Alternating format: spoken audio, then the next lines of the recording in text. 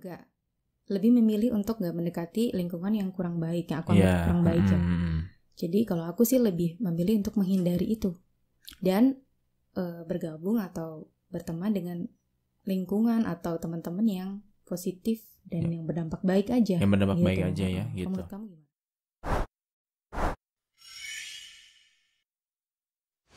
Ketemu lagi di Ngeteh Bareng Suami.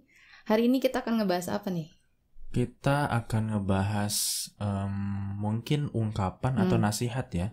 Nasihat yang sering kita dengar sama-sama, bahwa sebaiknya kita hanya berteman dengan orang-orang yang baik saja. Atau kita bergaul dengan lingkungan positif saja. Jangan bergaul dengan lingkungan yang negatif. Nah, menurut kamu nih, langsung tanya aja ya. Menurut kamu gimana? Kalau kamu punya kesempatan untuk memilih teman atau memilih lingkungan, kamu akan memilih lingkungan yang seperti apa? Aku kan sebenarnya cukup tahulah lingkungan atau pertemanan misalnya akan membawa dampak kurang baik atau itu baik gitu.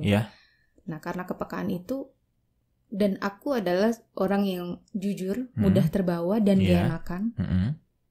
Akhirnya dengan kekhawatiran itu aku nggak lebih memilih untuk nggak mendekati lingkungan yang kurang baik, yang aku anggap kurang baik ya. Jadi kalau aku sih lebih memilih untuk menghindari itu dan bergabung atau berteman dengan lingkungan atau teman-teman yang positif dan yang berdampak baik aja. Yang berdampak baik aja ya, gitu. Menurut kamu gimana? Ya sebenarnya nggak ada permasalahan sih tentang nasihat itu ya. Berkumpul dengan orang-orang yang baik saja atau berkumpul dengan lingkungan yang positif saja itu nggak masalah. Cuma ternyata mungkin tidak berlaku untuk semua orang. Artinya kalau misal kita merasa diri kita gampang terbawa, atau ternyata kita tidak punya pendirian yang baik, atau kita kurang punya prinsip yang kuat sehingga takut terbawa, ya lebih baik kita hanya bergaul di lingkungan yang positif saja, yang baik-baik saja gitu. Tapi kalau misalkan kita merasa cukup baik dalam pengendalian diri, memiliki prinsip yang kuat, terus kita merasa bahwa kita cukup bisa untuk berpegang teguh pada pendirian sendiri, nggak ada salahnya kita bergaul dengan orang-orang yang kurang baik. Artinya tujuannya untuk membuat mereka jadi lebih baik, gitu sih. Kenapa? Kalau misalkan, tapi sebentar, kalau untuk nasihat ini untuk general, saya rasa kurang cocok. Cuma kalau asasnya preventif atau jaga-jaga, ya memang lebih baik gitu sih. Menghindari ya. Untuk menghindari, ya lebih baik kita nggak usah bergaul sama orang-orang yang kurang baik atau sama lingkungan-lingkungan yang negatif. Lebih baik yang positif-positif saja gitu.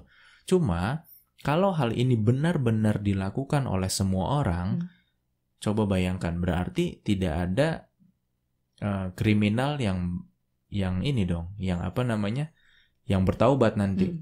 Nggak ada orang-orang yang tadinya jahat atau yang tadinya negatif menjadi positif. Nggak ada. Kenapa?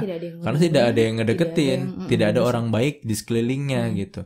Ketika bahkan mungkin kalau misalkan kita terlalu menjaga diri gitu, yang ada nanti orang-orang kriminal yang mau bertobat ngedeketin kita, terus kita pergi, kita jauhin, kita jauhin, terus dia, loh ya gimana gitu kan, malah akhirnya tidak beres. Jadi kalau menurut saya sih, kembali lagi, teman-teman ngerasa gimana nih?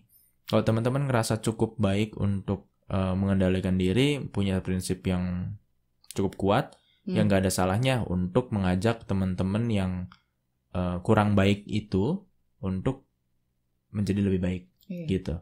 Tapi kalau teman-teman merasa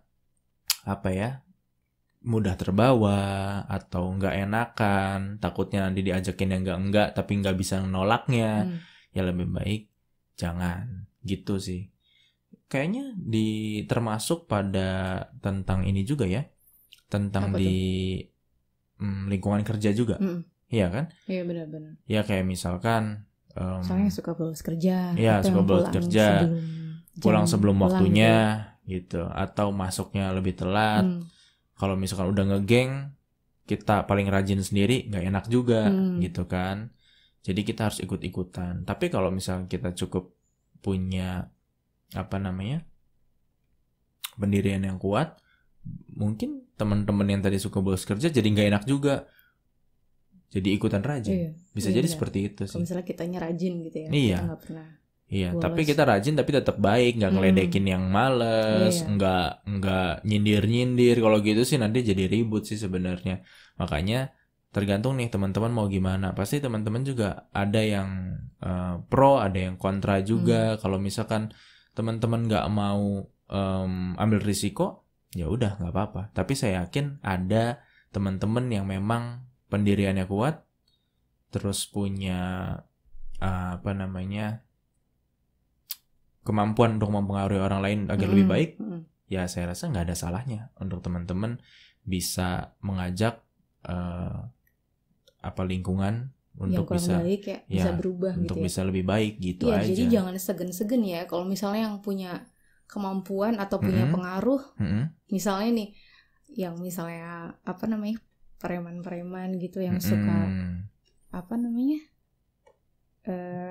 membuat kekacauan lah misalnya atau ribut gitu ya di tempat-tempat rame kayak terminal gitu. Nah misalnya ada seseorang yang mungkin lebih kuat atau disegani sama kumpulan itu, bisa kan sebenarnya untuk ya mungkin itu terlalu jauh gitu. Kali ya. Mungkin kita lebih gampangnya gini, kalau teman-teman di kelas ya atau di lingkungan kerja yang kerjaannya bikin gaduh sekantor atau bikin gaduh sekelas, tapi kalau itu ada lingkungan tersendiri pasti kan, ada anak-anak yang suka bikin gaduh. Nah teman-teman bisa masuk ke lingkungan itu dan mengubah itu dengan lebih baik, dengan mengajak, dengan ngasih contoh yang baik atau memberikan pemahaman supaya mereka tidak mengganggu teman-teman yang lain. Nah tapi kalau misalnya di kelas, kalau kita ngomongin sekolah tuh kayak SMP atau SMA gitu ya, biasanya ada tuh orang-orang yang melerai atau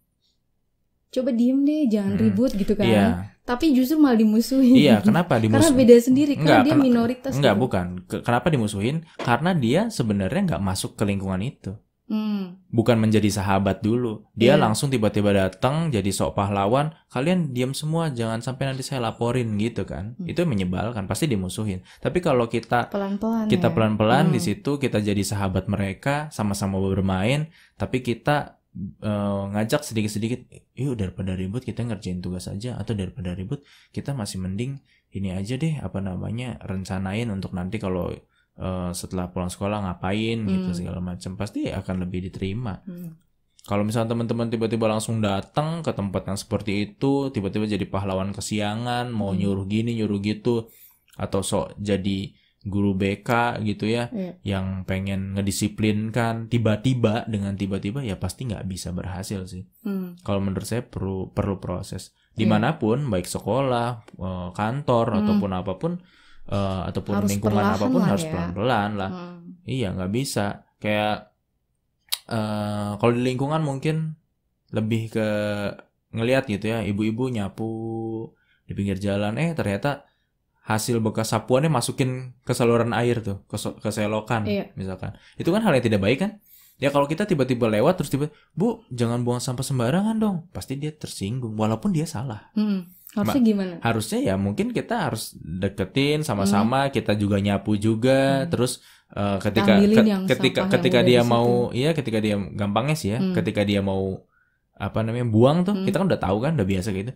Bu, ini sampahnya bareng saya aja biar nanti saya buang sama-sama. Iya. Jadi lama-lama juga dia sadar, oh, setiap saya mau sendiri ya. Iya, setiap saya mau buang sampah ke selokan, ini kok saya selalu dimintain sampahnya ya, biar dia aja yang buang.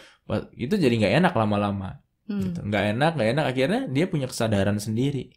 Gitu. Dibandingkan kalau kita tiba-tiba jadi pahlawan bilang bahwa Bu, ini ada peraturan daerahnya loh, ibu bisa dipenjara, bisa kena denda sekian juta gitu. Kalau kayak gitu nyebelin, walaupun kita dalam suatu kebenaran ya, gitu. Jadi kita harus ngasih contoh dulu, mungkin ya kan? Jangan cuma ngomong doang atau negur doang. Iya. Ya itu alangkah lebih baiknya sih kita ngasih contoh dulu yang baik, supaya biasanya otomatis orang juga kalau ngeliat kita malu sendiri dan akhirnya ke bawah gitu ya, atau ngikutin apa yang kita lakuin gitu, yang lebih baik. Oke, mungkin segitu aja. Barangkali teman-teman ada pendapat lain tentang lingkungan yang positif atau negatif, atau gimana sih menghadapi lingkungan negatif? Apa menghindar? Atau kita berusaha untuk mengubah? Mungkin teman-teman juga punya pandangan lain nih. Apakah teman-teman mau menjadi agen perubahan gitu dalam suatu lingkungan gitu yang negatif, atau teman-teman memilih untuk udah aja tinggal di lingkungan yang positif saja gitu, tanpa memikirkan lingkungan yang negatif itu seperti apa gitu. Oke, gitu aja bahasan di Ngeteh Bareng Suami kali ini. Sampai jumpa di Ngeteh Bareng Suami selanjutnya.